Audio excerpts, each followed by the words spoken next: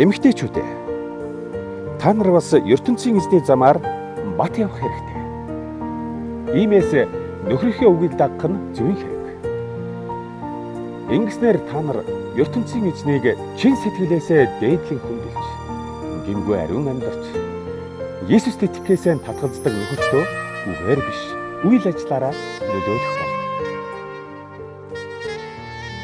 Та нарын бахархал бол дэгжин самсан үс, дээл хувцас, алтан чимэг зүйлт гэх мэт гаднах өнгө үзэмжийн юм байх нь зохисгүй. Түүний оронд та бүхэн төлөв даруй зантай, энэргэнгүй зөөлөн сэтгэлтэй байх хэрэгтэй. Энэ чинь л хамгийн дээд зэргийн үзэсгэлэн бөгөөд ийм гоо үзэмж хизээч үл алга болно.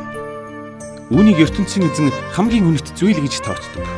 Эрт дээр үеэс олон эмэгтэйчүүд ертөнцийн эзэнд амьдралаа зориулан түүнд ямагт найдаж, нөхрийн үгийг дагдаг үнэнхүү сайхан зан чанар бүхий байсан.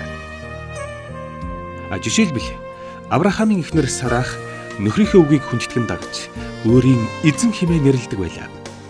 ертөнцийн эзэн удам сударт нь сайн юм зайлшгүй хийж өгнө гэдэгт Сарах найддаг байлаа. Хэрв та бүхэн юунаас ч айлгүй сайн сайхан зан чанартай байдаг бол тэр Сарахын охин болж ертөнцийн эзний өгөх ярвсын өмчөөс бас хүртэлцэх болно. Эрэгтэйчүүд, та нар бас ертөнцийн эзний замаар баттай явах хэрэгтэй. Иймээс ертөнцийн эзний заасан сургаалын дагуу их нэртэйгээ эвтэй дотн амьдарч, түүний хүч чадалд орой байдлыг ойлгон үзэж хайрлах хэрэгтэй. ертөнцийн эзэн Есүст итгэдэг их нэрт чинь хайртай учраа Яровсын мөнхийн амьдралыг өмч болгон өгнө. Үүнд их нар чинь чамтай эргэтгэж учраас та бүхэн ихнэрээ маш их хүндтгэх нь зөв. Тийм биш байвал ертөнцийн эзэнтэй харьцахад чинь саад гарна. Би бас нэг чухал сэдвээр ярив. Та бүгд хоорондоо нэгдэж санаа нийлэх түн. Зовлон жаргалаа хуваан эдлэж, бие биеэ анд нөхөр гэж үзэн элэгсэг дотн хандаж байх нь зүйтэй. Өөртөө муу юм хийж доромжилсан хүнээс хариу өш авч үл болно. Харин ч түүнд сайн байж, тэр хүний төлөө ертөнцийн эзэнтэй ярьж, өмнөөс нь сайн юм гуйж өг. Учир нь та нарыг ийм чанартай байлгахын тулд л ертөнцийн эзэн Есүст итгүүлсэн юм. Тэгвэл та нар дараа нь түүнээс ярвсын жаргалыг өмч болгон авна. ертөнцийн эзний сургаалд энэ тухай бичсэн нь. Ярвсын сайхан амьдралтай болж жаргал болох дуртай хүн хатуу муухай үгс, худал юм ярьж үл болно. Тийм хүн буруу юм хийхээс ямагт зайлсхийж, сайн үйлс бүтээж, ертөнцийн эзэн болон бусад хүнтэй эвтэй найртай болохыг чин сэтгэлээс хичээх хэрэгтэй. Учир нь ертөнцийн эзэн зөв замаар яваа хүмүүст элэгсэг хандаж, гуйсан юмыг нөгч, буруу амьдралтай хүмүүсийг эсэргүүцэн шийтгэв. Хэрв та нар ертөнцийн эзний үнэн зөв замаар баттай явахыг хичээвээс мөнхийн зовлонд орохгүй. Үүнийхээ төлөө бусдад хавчигдвал ертөнцийн эзэн харж хамгаалж илүү сайн юм хийж өгнө. Хинээс ч бүү ээ. Сэтгэлээ бүү зовоо. Түүний оронд Иесус Христийг чин сэтгэлээсээ дээдлэн хүндэлж, их эзэн хэмээн өргөмжилж амьдралаа түүнд захируулах түн.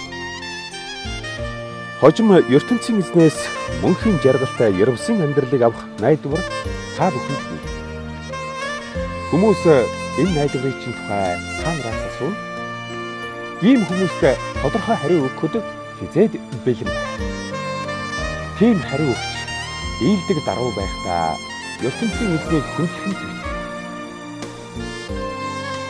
Та нар амьдралдаа алдаа гаргахгүй гэдэгтээ бат найдыг үйл муу юмд хизээч бүү орлоо. Есүс Христтэй нэгдэж сайн зан чанартай байсны чинь төлөө элэг барьж доромжилсан хүнийг та нар ийм аргаар ичээх болно. Буруу хэргийнхээ төлөө хүн шийтгүүлж зовх нь сайшаалтай юм биш ээ. Харин зөв юмны төлөө хавчигдан зовх нь үнэлж үзүүштэй юм уу? Энэ нь ертөнцийн эзний өгсөн үүрэг билээ. Учир нь буруугүй хүн л бусдад хавчигдах нь олонтой.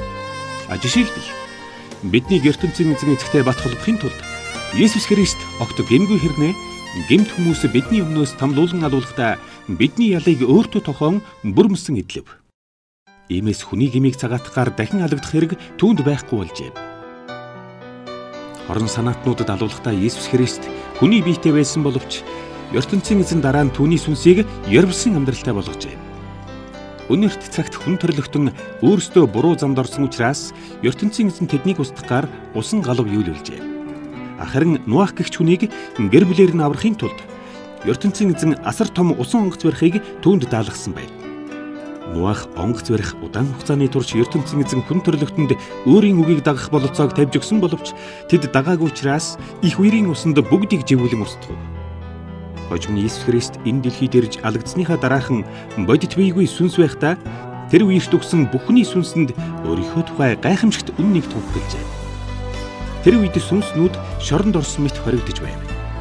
Хэдхэн хүн Нуахын барьсан онгоцонд орж амьгарсан зөвхөн түүний гэр бүлийн 8 хүн байлаа.